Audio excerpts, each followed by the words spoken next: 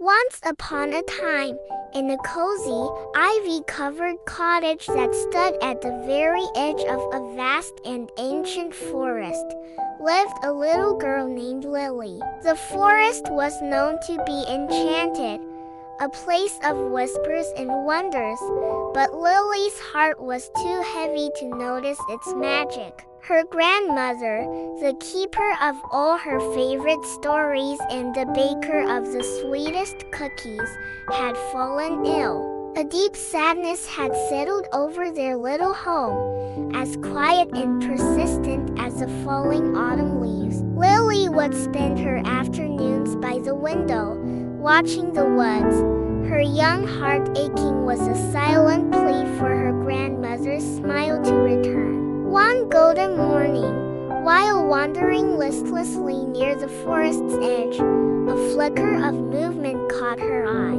It wasn't the usual russet brown of a common squirrel, but a soft, radiant light. Hopping towards her was Squeaky, a creature straight from a fairy tale. His fur shimmered with a warm, gentle incandescence, and his large, dark eyes held a knowing and compassionate gaze. He chittered softly, a sound like tiny, magical bells, and nudged her hand with his nose as if to say, "I know, and I can help." Intrigued and filled with a sudden spark of hope, Lily decided to trust the magical creature. Squeaky, with a flick of his glowing tail, led her away from the familiar paths and into the secret heart of the enchanted woods. The journey itself was a marvel.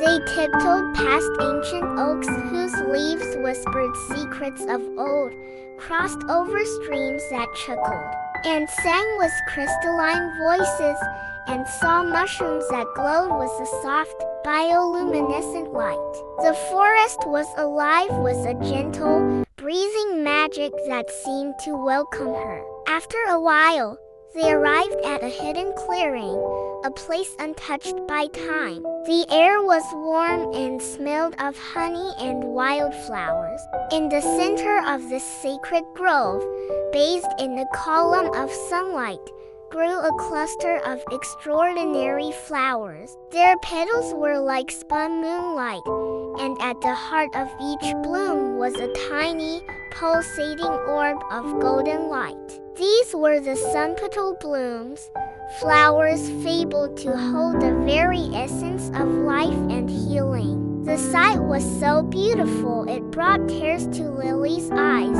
Following Squeaky's encouraging squeaks, Lily carefully picked a handful of the blooms. Their stems felt warm to the touch.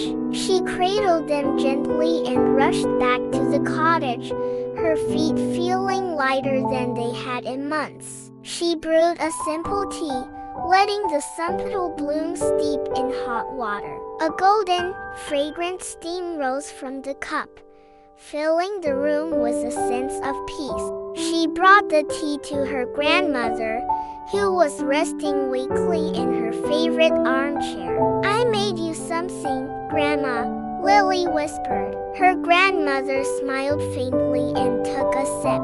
As a warm liquid touched her lips, a soft, golden light seemed to flow from the cup and into her, a gentle, healing wave. The tired lines on her face softened. A healthy, rosy color returned to her cheeks.